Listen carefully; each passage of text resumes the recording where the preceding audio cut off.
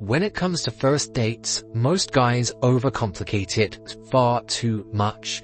They plan fancy dinners, they are trying so hard to impress, and they end up making the date feel like a boring job interview. This is a terrible way to go about it, and what's worse is that we are being told by society that this is the way to go about it because it's in movies and media, and it's far too high pressure, far too expensive, and far too incorrect to create an actual connection. You can't be making physical connection across a dinner table. It's just not how things work. So I'm going to tell you today some tips, some blueprints, and essentially how to date on easy mode. Now this is specifically for first dates, but dating on easy mode is the easiest thing ever once you know how to do it, okay?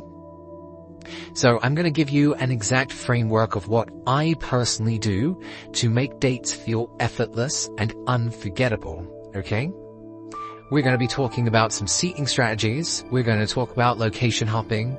We're going to be talking about maybe some party tricks, streamlined conversation scripts, and active listening to make sure that your dates end up with a kiss all the time. So let's get into it. So first of all, I want to talk about the locations. I highly suggest changing locations twice. It's the best hack to make a date feel effortless, okay? If you're changing locations once or twice, then it's going to make the environments and the experience together feel like you've spent the whole day together. But it's probably just been an hour or two. You don't need to stay at a bar really too much longer than just 45 minutes or an hour.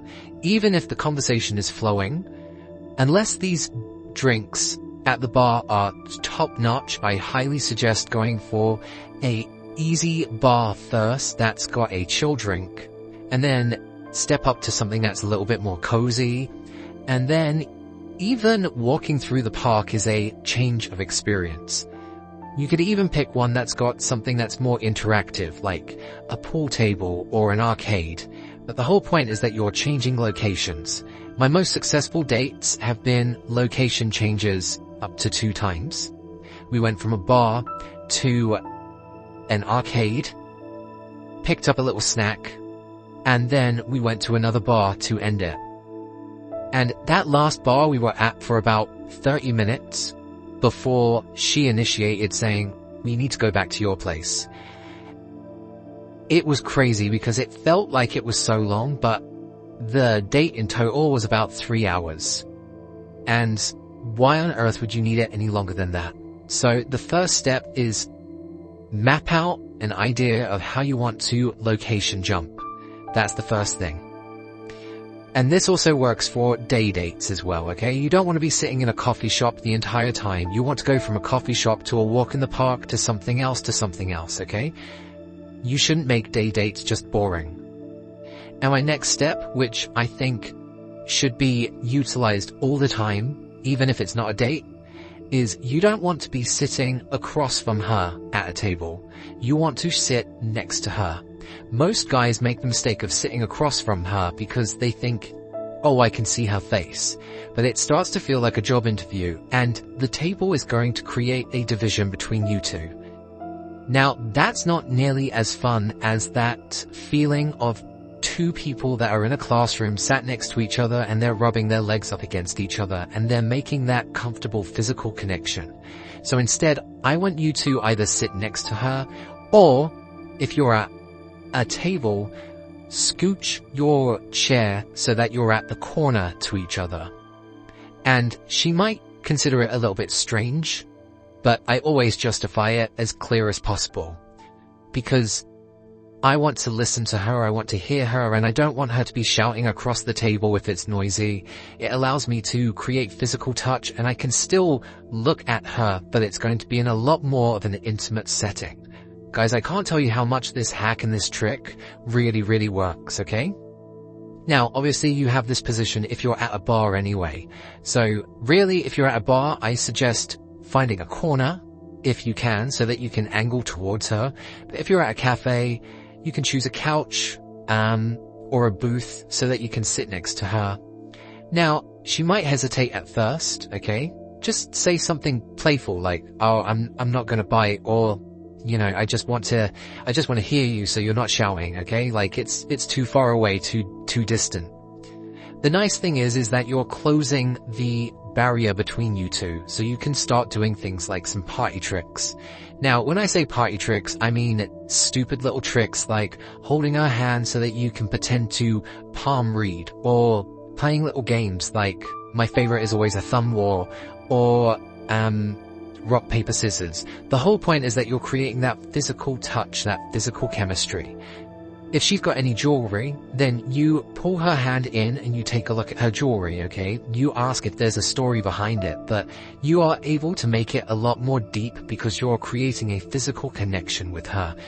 Whereas you'd have to stretch out if it's over a table, and that's not fun, okay? Now, the biggest thing when it comes to conversations and trying to create connection, sometimes conversation doesn't flow for us. I'm gonna be honest. And this is a whole other subject in itself, but I highly suggest having a couple of stories, having a couple of scripts in your back pocket so that you feel comfortable and you know how to effortlessly structure the conversation. It's gonna help you a lot, especially with that first date, okay? Now, one that I always love doing for a first date is the cube game, which was created by Neil Strauss. That's in the game. I highly recommend using that. Anything that creates some sort of psychological connection or psychoanalyzing someone. You're trying to have her talk about herself so that she feels heard, and you're trying to learn about her at a deep emotional level. Now, the biggest thing with that, of course, with that trick, is you need to practice active listening, okay? So if you've said that you're going to sit next to her so that you can listen to her, you best be listening, okay? Now, I will also say that there's something quite intimate that you can do with the whole sitting next to each other and listening. If you're in a loud bar, then you have her come close to your ear and whisper it into you, or talk at a regular pace or regular volume, but make sure that you can hear. But to have that sort of conversation in your ear makes it feel like you guys have got a little secret together. That is so much more fun than just talking across a table, okay? Now, we have covered quite a few things in our blueprint, which is changing different locations. We are going to be sitting next to her instead of across from her. We're going to have some ideas in our back pocket to streamline conversations. And if the conversation dies, this is why the script is so useful. You can say, "Hey, this is random, but a friend of mine thought of this the other day, and I just want to bring it out and see what your thoughts are."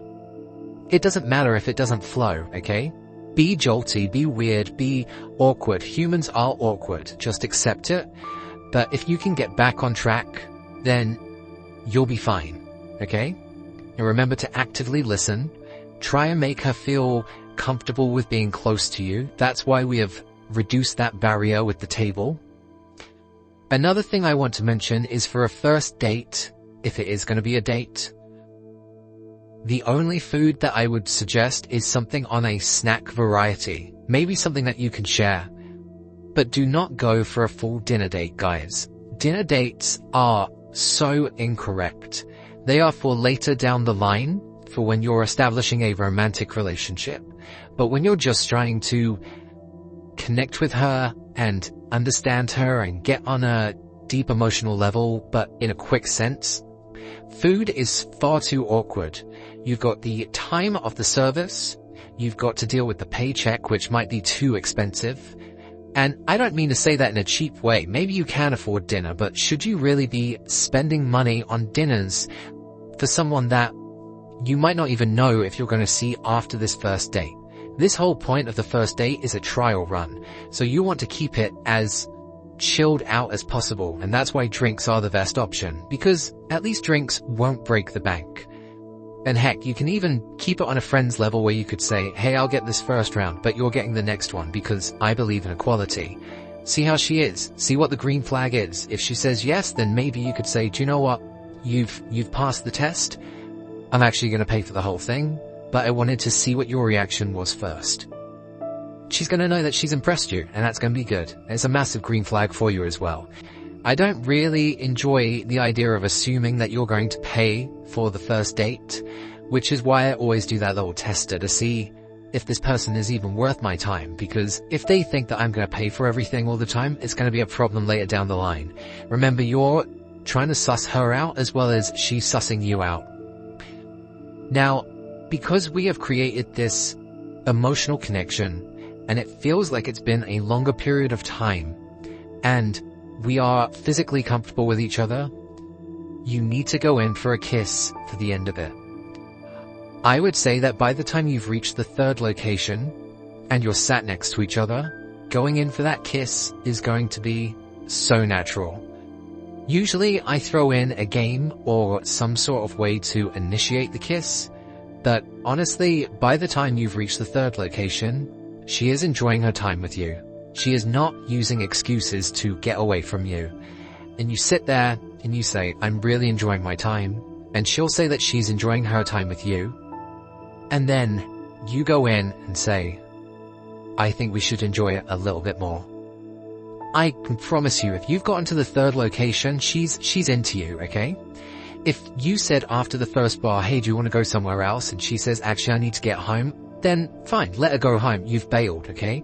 It's not going to end in a kiss. But if she's stuck around and gone through all of your excuses and followed you on the map to 3 different locations, she wants to be with you and she's enjoying it. And so you should end it on a high note. You should have full confidence that you are going to be able to land that kiss every single time. That third location really is that final nail in the coffin for it. And I promise you guys that it will take literally 5 minutes of you ordering those drinks and just saying, I'm really enjoying tonight. Guys, if you got any kind of value out of this or any sort of thoughts or new ideas on your next first date, then let me know. Drop some comments in the bit down below. Maybe subscribe. But until next time, guys, go out there and keep on seducing.